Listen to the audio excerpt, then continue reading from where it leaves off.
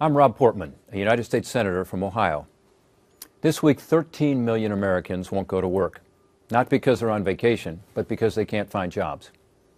As a candidate, Barack Obama promised to help these Americans find work. And exactly 3 years ago today, he pledged to get this economy back on its feet.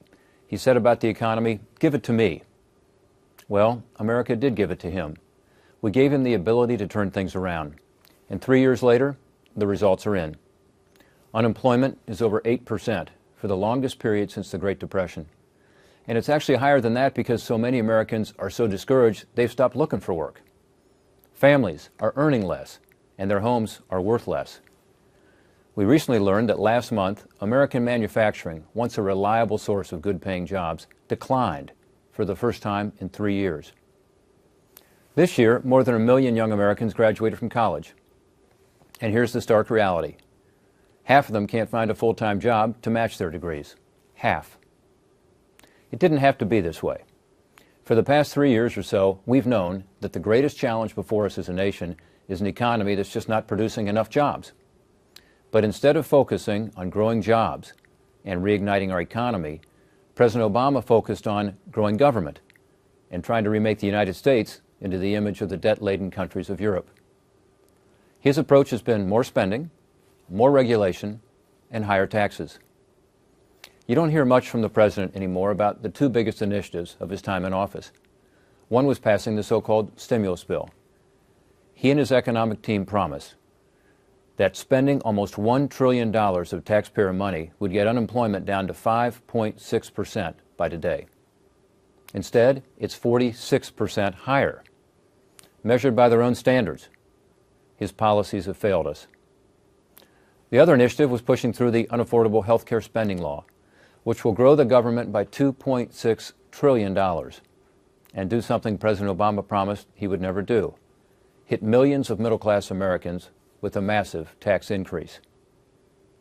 Raising taxes on employers and middle class, growing government at the expense of free enterprise, piling on new regulations that increase the cost of doing business, these burdens make it harder, not easier, to create jobs in America. President Obama increased government spending and borrowing to levels we've never seen before. On his watch, the national debt has grown to a record $16 trillion, making it larger than our entire economy. We need to face facts. We're going broke. Washington is racking up debts that are being passed on to our kids and our grandkids. If we continue at this pace, we'll be the first generation of Americans to leave the next generation worse off than us. That's wrong. It's unfair, and it has to change. Based on this record, you'd think that President Obama would have learned from his mistakes. Instead, he seems to be doubling down. Today, instead of lifting the burden on job creators, the president is once again calling for a massive tax increase on nearly 1 million small businesses that employ tens of millions of Americans. I guess he still thinks the private sector is doing just fine. Well, the private sector is not fine.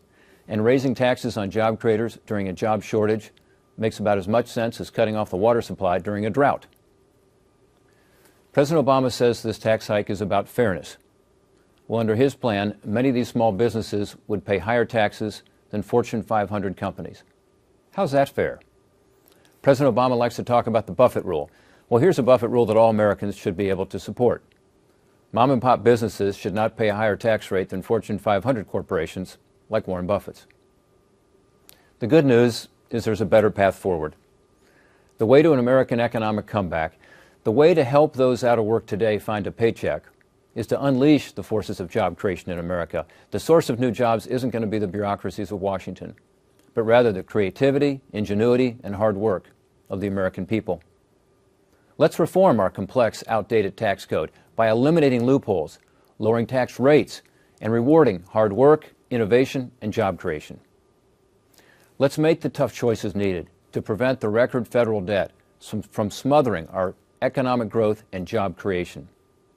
Let's lift the regulatory burdens that small businesses say are the single greatest threat from Washington today. And let's tap into the exciting potential of homegrown American energy, including shale oil and gas, to create jobs and to get us away from our dangerous dependency on foreign oil. There's no denying the challenges America faces today are real and they're serious. But I know we can solve them with the right policies and the right leadership. For all our current troubles, Americans are still the hardest working, most innovative people on the face of the earth. By trusting the American people instead of government, we'll continue to surprise and inspire the world. The government knows best approach of the past few years has given us the weakest economic recovery since the Great Depression. It's time to turn things around. We know we can restore America's greatness by harnessing the power of free people and free enterprise. Thanks for listening, and God bless our great country.